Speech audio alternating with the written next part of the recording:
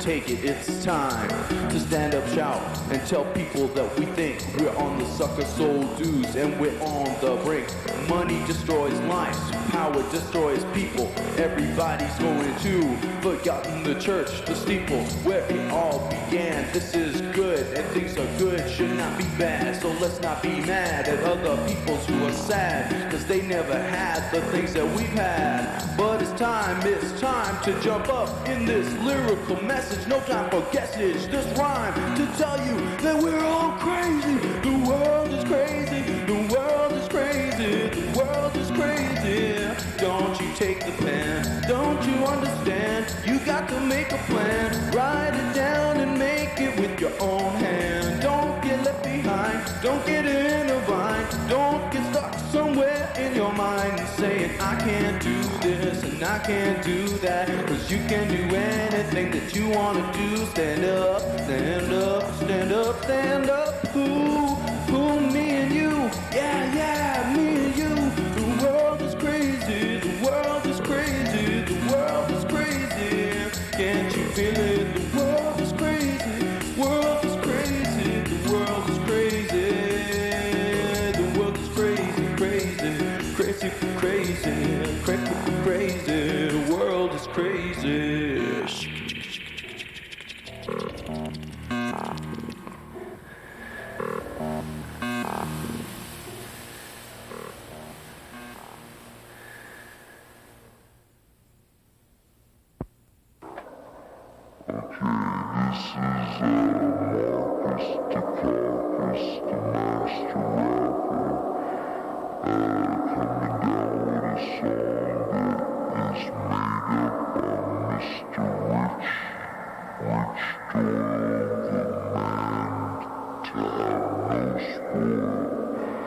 Understand, we coming out, here we go, this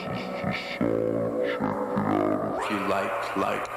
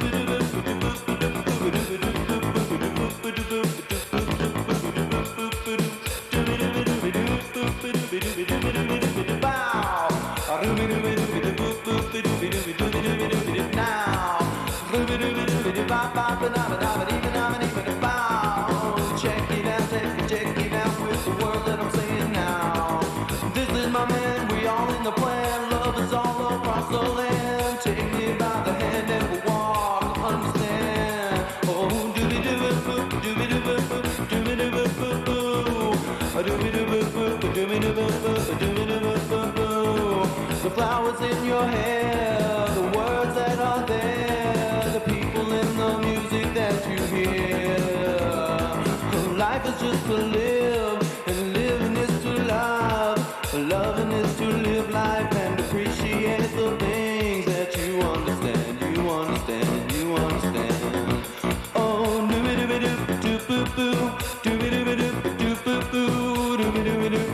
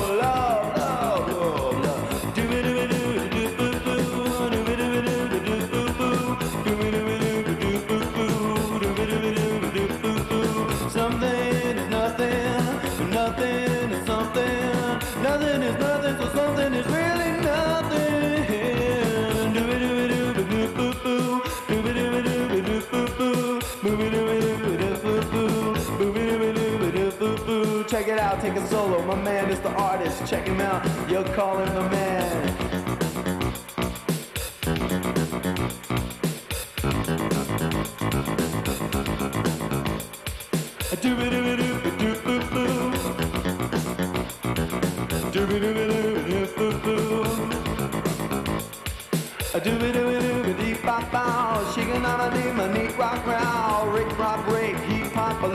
Everybody, don't you be so fake. Take it to the top, don't stop. If you love, you know you're at the top of the mountain, like the snow. Climbing. A dream is just a dream, don't let go. If you feel something is real, you'll know what to do. Don't you stop and look. Say dooby dooby doo doo boo boo, dooby dooby doo doo boo boo, dooby dooby doo doo boo boo, dooby dooby doo boo boo. Something is nothing. Nothing is something, nothing is nothing, so something is nothing. Dooby dooby dooby doo boo boo, dooby dooby dooby dooby dooby dooby dooby dooby dooby dooby dooby dooby dooby dooby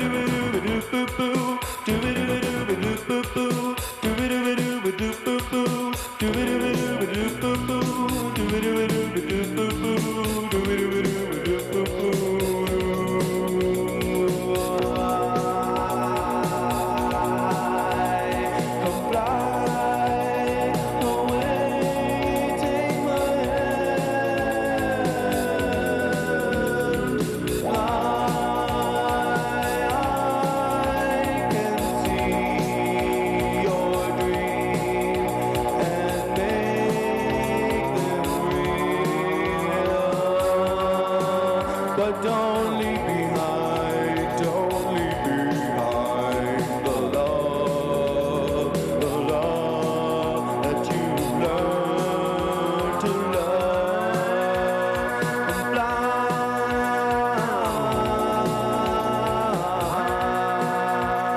away. Don't let me go, take my hand, and I will guide you to the promised land. And take my hand, 'cause I can see the dreams you're falling to me. A doo-be-doo-be-doo, doo-be-doo-be-doo, a doo-be-doo-be-doo-doo-doo-doo, doo-be-doo-be-doo-doo-doo-doo, doo-be-doo-be-doo-doo-doo-doo, doo-be-doo-be-doo-doo-doo-doo.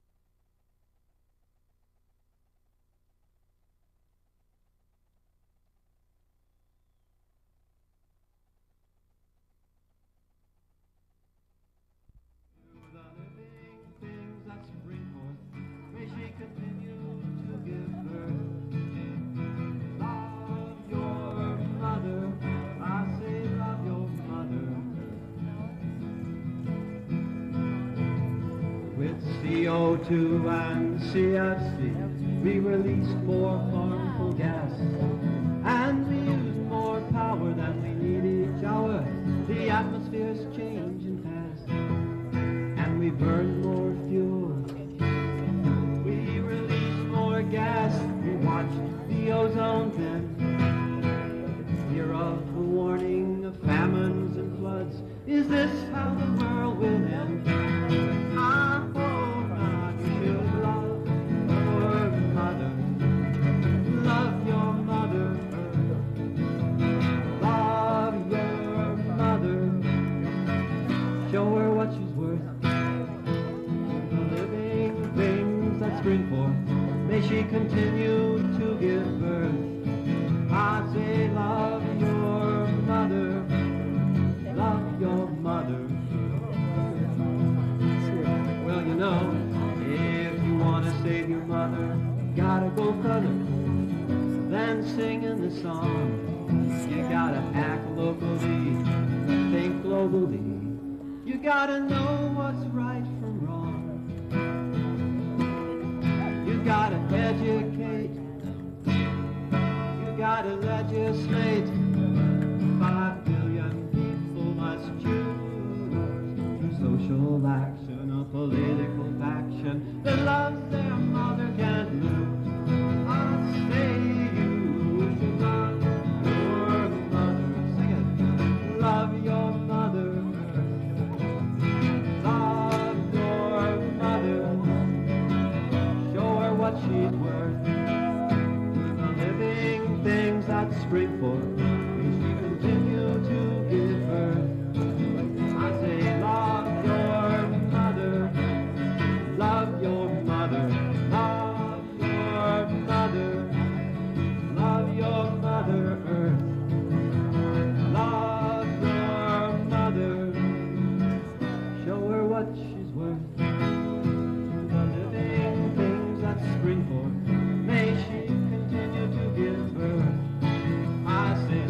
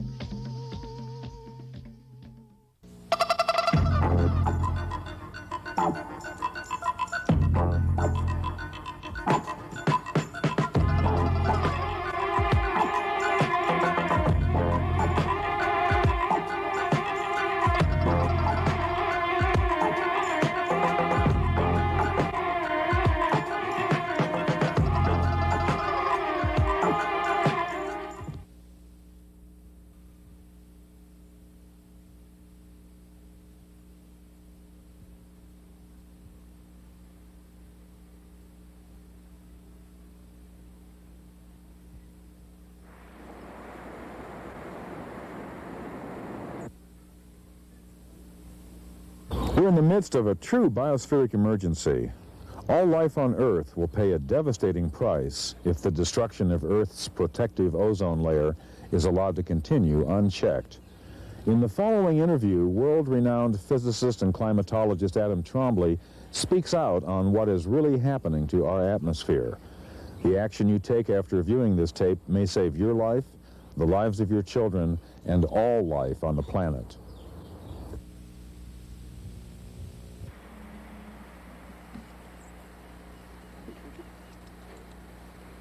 Who am I and what do I know? Well, let's put it this way. I'm a physicist. I'm a climatologist. I founded Project Earth with Buckminster Fuller. We founded Project Earth as a human design experiment, basically because we found so little integrity in the scientific community, and felt that organizations such as so many environmental organizations have been very good demonstrations of, tend to be dissipative structures, not as effective politically as they can be or as they could be, because they spend so much time squabbling internally. So we decided instead that what we would do is we would try a unique approach, which is called spreading the truth. Spreading the truth. Yeah. You know, it's kind of like, you know, spreading manure on a field that you want to have grow. And with people being the medium for that. And so I've worked in Project Earth now for a long, long time. And I was the first scientist to go public in 1985 about global ozone depletion.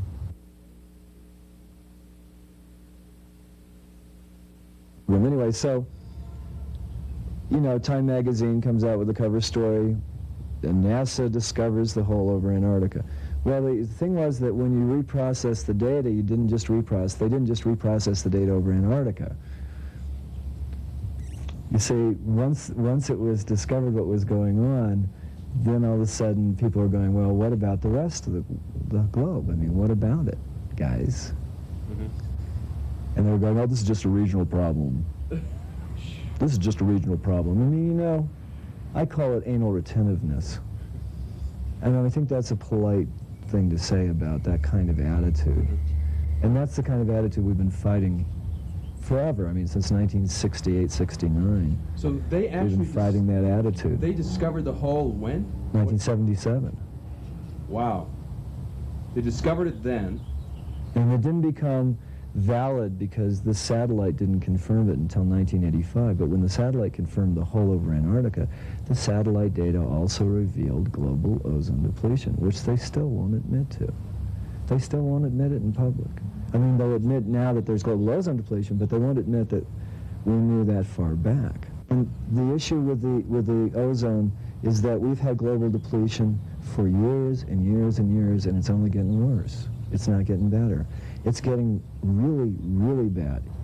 And so NASA sent up C2s. They sent up these, you know, converted U2s to look up in the stratosphere for chlorofluorocarbons, for chlorine monoxide. Chlorine monoxide is really the critical issue.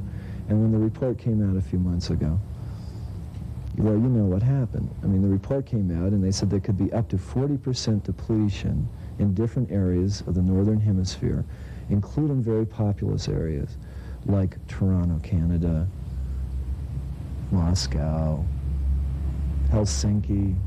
You know, these are areas that could be hit with 30 or 40% depletion. Now, this is what NASA said.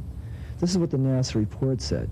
Now, the chain of command that George Bush has set up makes Dan Quayle, the executive, in charge of science and technology. Now, I don't know the man. God. But, I mean, your guess is as good as mine, Dan. Oh, man. You know, how obscene. How can you make Dan Quayle the head of science and technology and make a guy like Admiral Richard Truly, who was the head of NASA before he got fired, coincidentally right after this report came out, because he didn't submit it to proper channels. What you can do is submit a report, that after all these years, all the bad news is really corroborated, and it's terrible, you see. And it's like instead of calling an emergency national, international disaster alert and getting all the armies and everybody in the world working on this situation to remediate, to get oxygen up there, to shut down the chlorine industry worldwide, because chlorine is the chemical demon. It's like Pac-Man. It's up there, you know. One chlorine ion in laboratory studies will interrupt the process of formation of 100,000 ozone molecules. One chlorine ion. We have chlorine coming up from all kinds of sources, and they were always telling us, well, it's just chlorofluorocarbons. Horse patooey. This is nonsense. This is just absolute nonsense. The chlorine in sewage treatment plants, water treatment plants, swimming pools represents a much vaster amount of this chemical.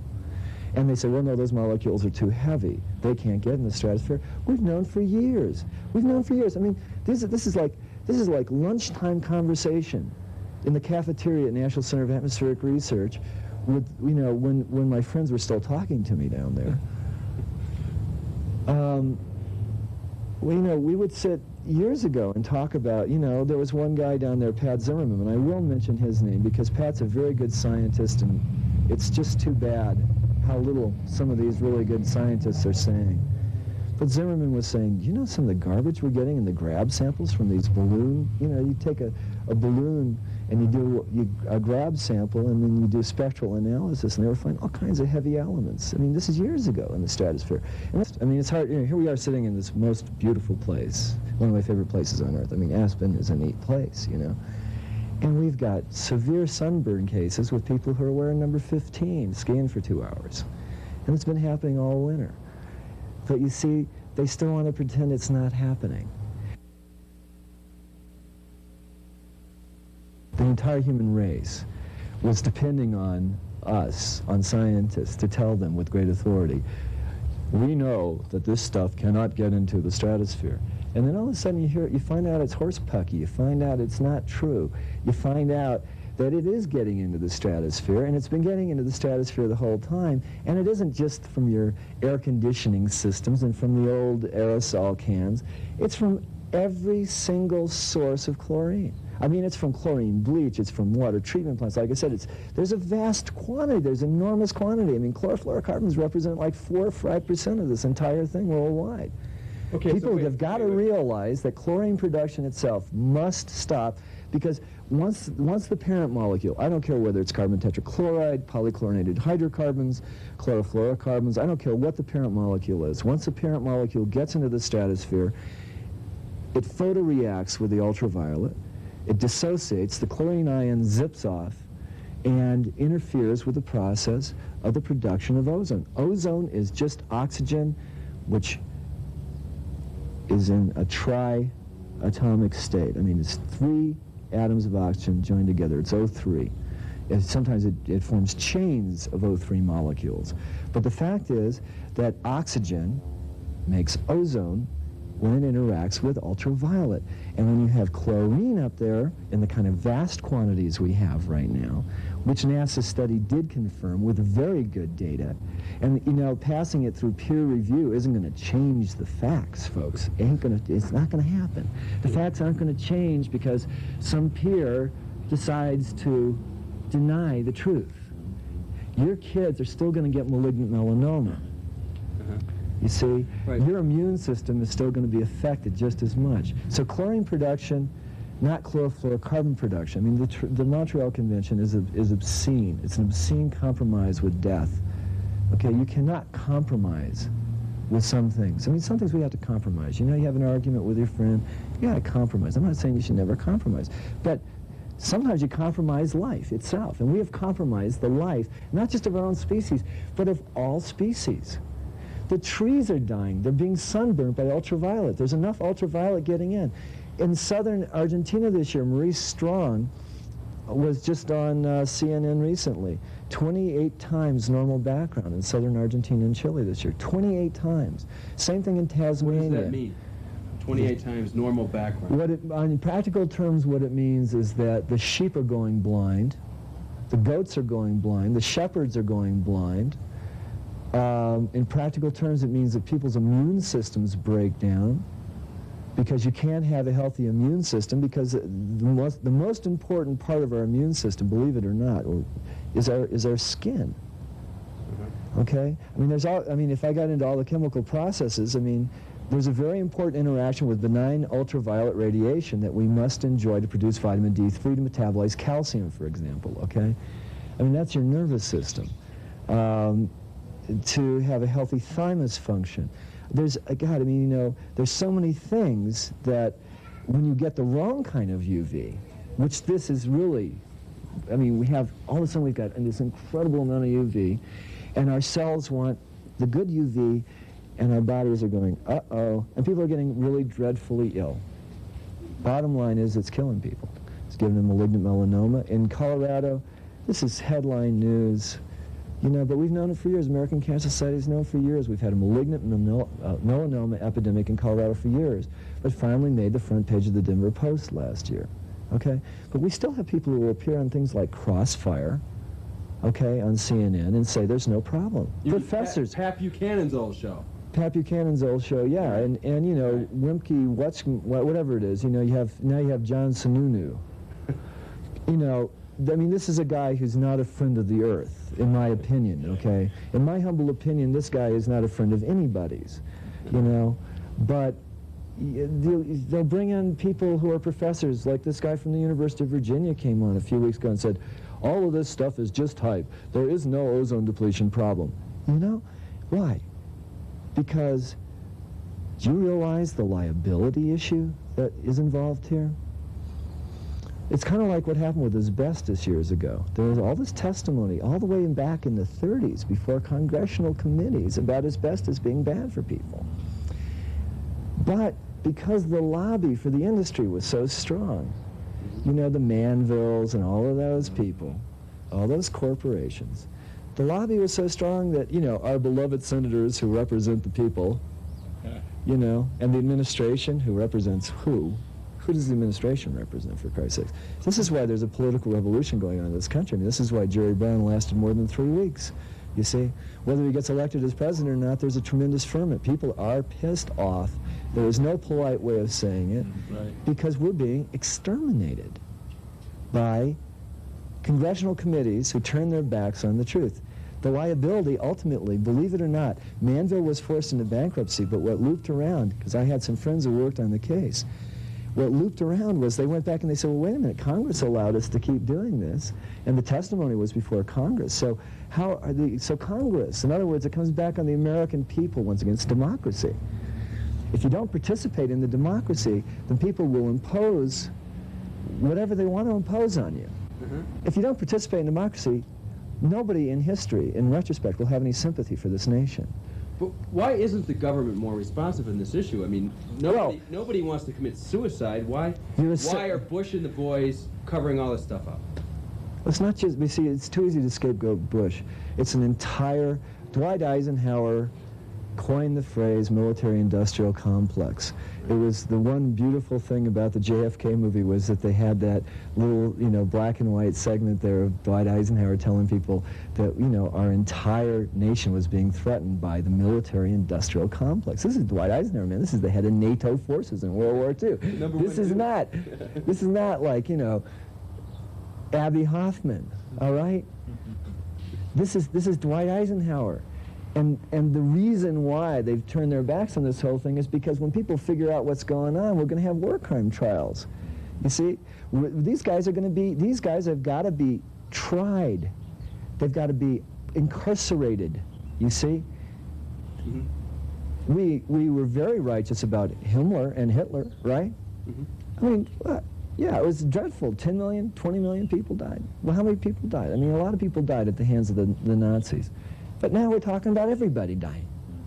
And when people figure out that we're talking about everybody, when people figure out that we're talking about everybody dying, because if this is continuing, if this continues, if we don't ban chlorine production right now, I mean, we got to ban chlorine production right now. We got to get on with remediation programs like Manhattan Project level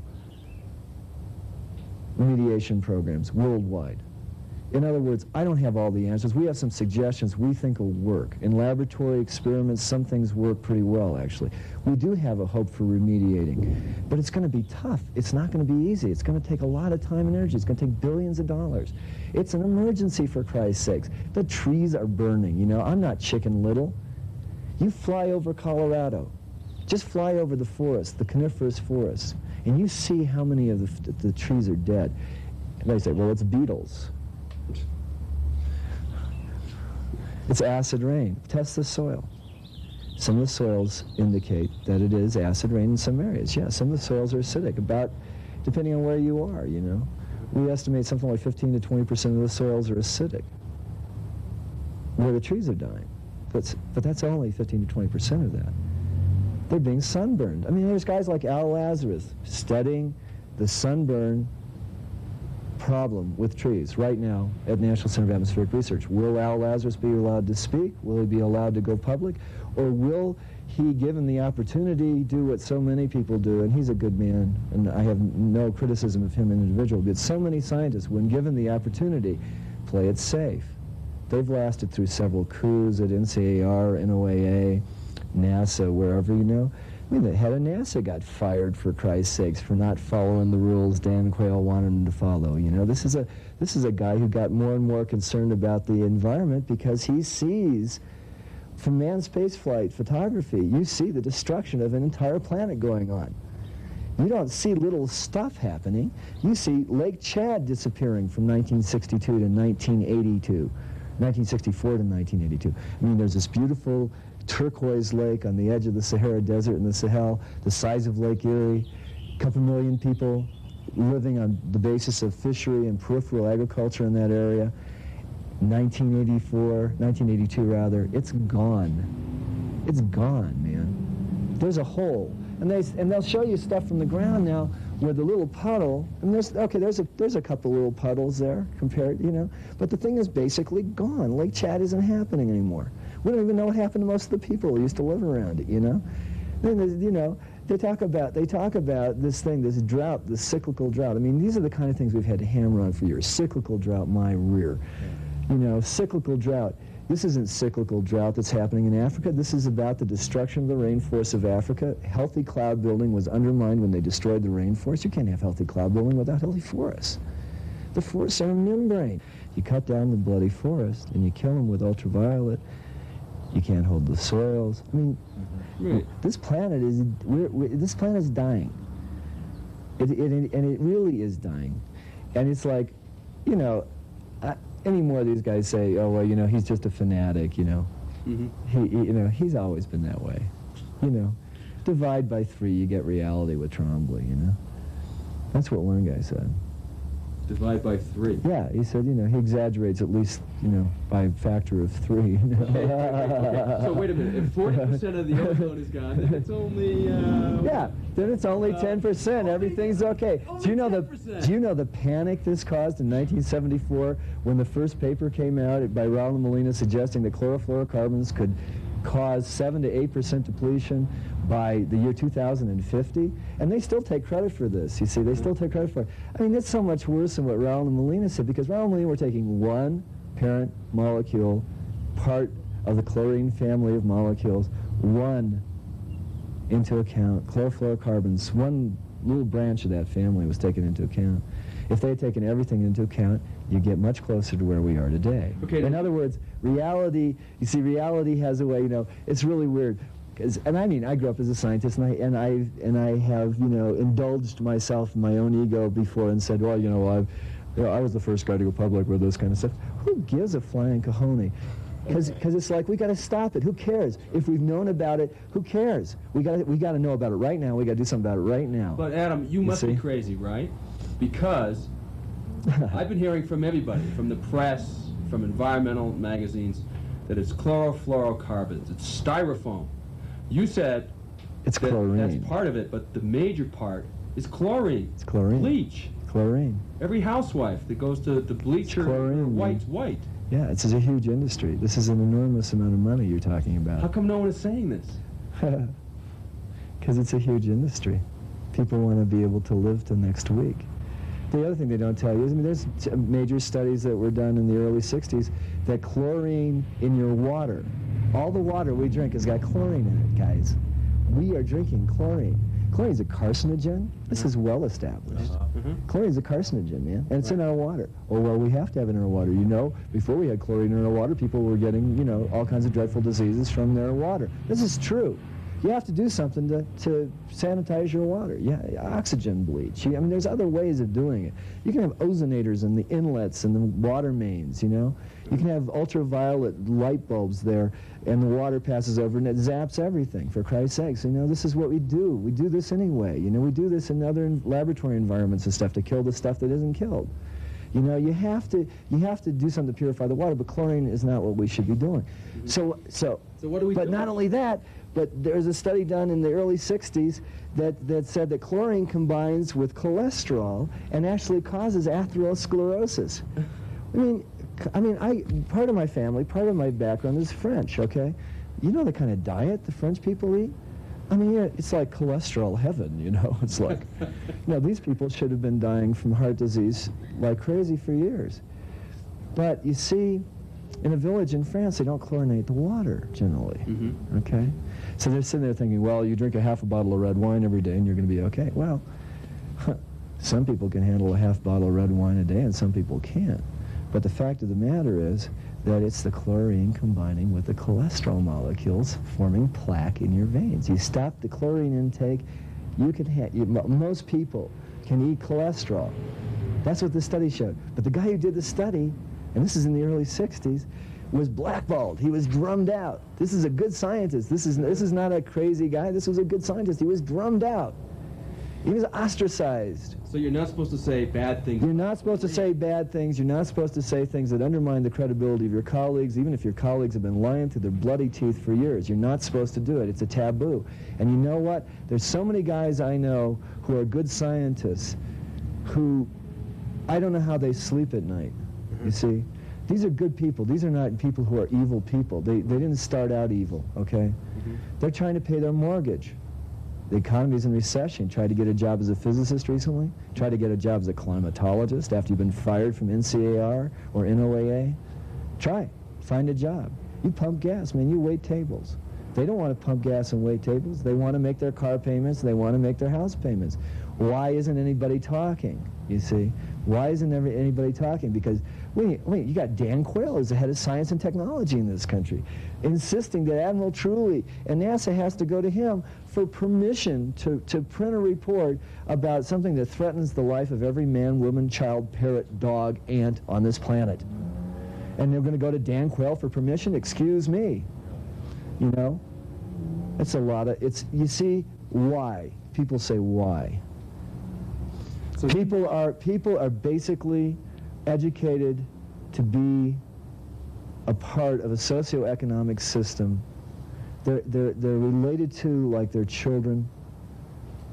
They're not related to like human beings relate to human beings. A 6th grader can understand everything about what's going on in the environment. A 6th grader can understand the role of the forest in healthy cloud building. A 6th grader can understand the role of the forest in healthy hydrologic distribution in terms of the distribution of water vapor planet-wide. A 6th grader can understand, using very simple graphics, ozone depletion based on the chlorine ion. Okay? And we've got to get this chlorofluorocarbon subset out of our vocabulary because it is a factor. It's an important factor. Okay, I'm not saying it's not an important factor, but I'm saying it's chlorine. What can we do? And people say, what can we do? Yeah, what can we do? What can we do? What can we do? No, what we can do is you immediately boycott all chlorine bleach. Clorox. Excuse me, I can't be polite. Right. Okay? Boycott it. Demand that municipal water treatment plants stop using chlorine. Demand that they find replacements. Not that they find replacements, the replacements are there. And if necessary, install ultraviolet systems in your water main and just don't use chlorine, okay? We have the power at the cash register. That's where we cast our ballots, folks. Don't buy chlorine products. So number one, no chlorine. Immediately. And they're going to come out and they're going to say, this guy's crazy. Stuff in Clorox isn't going to get into the stratosphere. Hey, I don't care what they say. You see, I don't care. It does get up there. Yeah, chlorine gets into the stratosphere from all kinds of sources, and we need to boycott chlorine to shut the industry down. And they're going to hate my guts for saying this, right? Nobody wants to say this because people get killed for saying shit like this. I don't want to be a martyr, but you know, we're all being martyred. We're dying a slow and miserable death on this planet.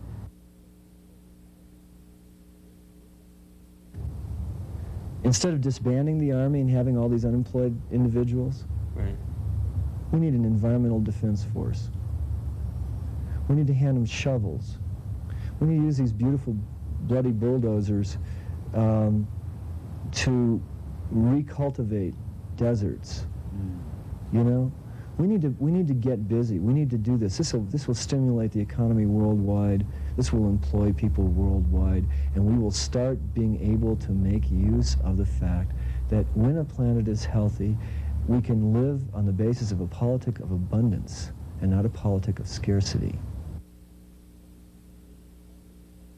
This is not going to get better until we start remediating, okay? So what do we do with all these guys in the Air Force and stuff? We get these guys busy. Let's remediate. Let's start working on fixing the stratosphere. We can sit around and cry about it forever. I know these guys are capable of coming up with solutions. I mean, I'm capable of coming up with solutions, so why would I assume anything less of a colleague, okay? So what's the solution? Are there technological solutions? Sure there are. You need to supplement the amount of oxygen in the stratosphere immediately. We want international environmental laws that are enforceable, so that if nations such as the United States of America or France or England or any other nation does not abide by those international environmental laws, that they are sanctioned. We're sanctioning people for far less right now. The truth is not hidden behind some great barrier. The truth is not hidden behind that TV screen. The truth is, it's just, you know, you want to find out how much UV there is, buy a UV meter instead of your next television, you know? You know, you want to find out how much UV there is, UV beta coming into your neighborhood, buy a UV meter. You want to know what the truth is? Well, I'm not technical. No, baloney. You can get a UV meter. Get your neighborhood to buy a UV meter, man. Become participants. Don't rely on these guys who call themselves scientists. They're not going to tell you the truth. This atmosphere of ours is torn. It's leaking. It's letting things into our body, into our earth, that are not healthy for anything. Not healthy for plants, not healthy for people, not healthy for anything. We have to stop our own self-destructive process. Yeah. What kind of jewel is this? I mean, you know, how rare, this diadem in the crown of creation. Yeah.